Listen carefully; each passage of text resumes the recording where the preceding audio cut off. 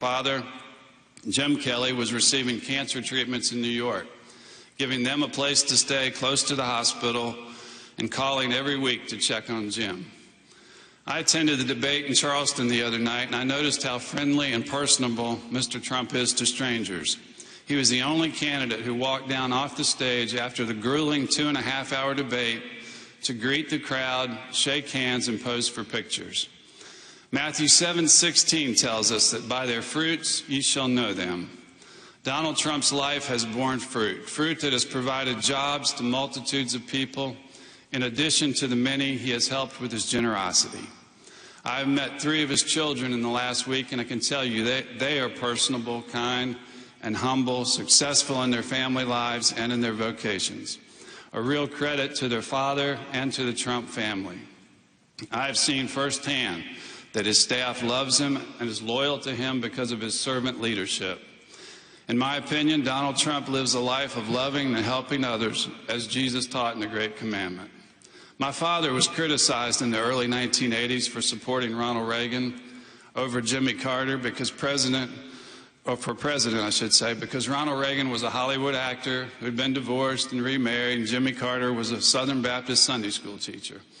My father proudly replied that Jesus pointed out that we are all sinners, every one of us. And when Jesus said, "Render unto Caesar the things that are Caesar's," that meant we are to be good citizens, voting, active in the political process, serving in the armed forces if necessary. And while Jesus never told us who to vote for, he gave us all common sense to choose the best leaders and the ability to choose the best leaders. Dad explained that when he walked into the voting booth, he wasn't electing a Sunday school teacher or a pastor or even a president who shared his theological beliefs. He was electing the President of the United States, and the talents, abilities, and experience required to lead a nation might not always line up with those needed to run a church or lead a congregation. After all, Jimmy Carter was a great Sunday school teacher, but look what happened to our nation with him in the presidency. The United States, and the talents, abilities, and experience required to lead a nation might not always line up with those needed to run a church or lead a congregation.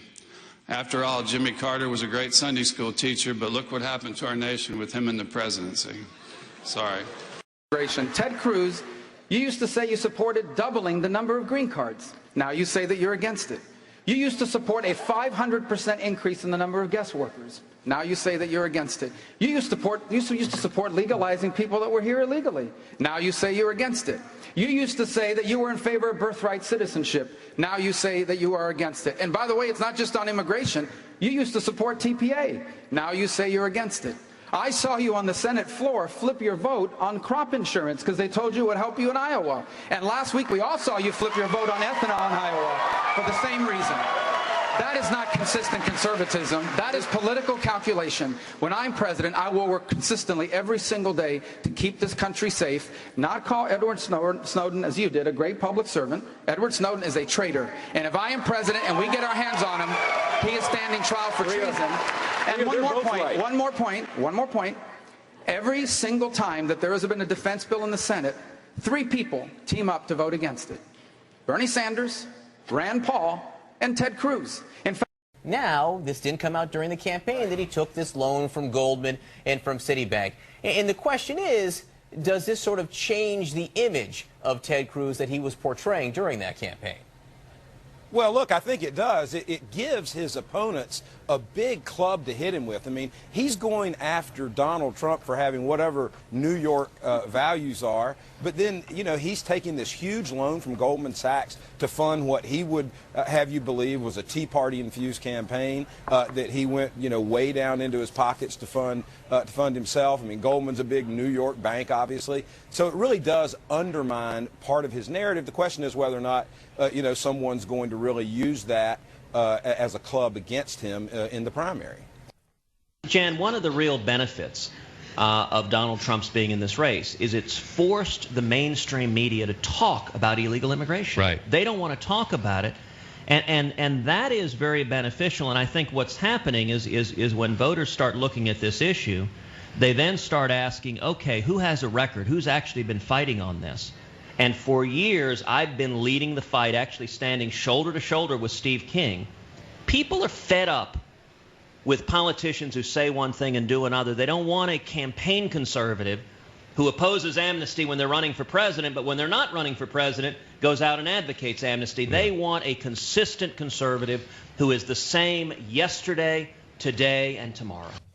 Consistency. Not saying one thing and then doing another. Bear that in mind. We're gonna circle back to that in just a couple minutes. Yeah, they want somebody who's the same yesterday, today, and tomorrow. Mostly yesterday. Mostly even way before yesterday. Mostly 50 years ago, 100 years ago. That's what they want. That kind of conservative. Yeah. You know, he said that people are fed up with politicians saying one thing and doing the other. It's weird. I went up and looked up his PolitiFact record for Ted Cruz. And it turns out 69% of his statements that PolitiFact have covered turned out to be pants on fire lying, or mostly untrue or untrue. So 69% of the stuff that they've checked on him. And then then I don't include the stuff that they say is half true. So that I'm giving him the benefit of the doubt. I'm half true. Everything under half true equals 69%. Next time out, he'll be like, I think Americans, when they go to the polls, he has such a particular way of talking. Yes, I think Americans, when they go to the polls, Jan, they're looking for a politician who 31% of the time tells it straight.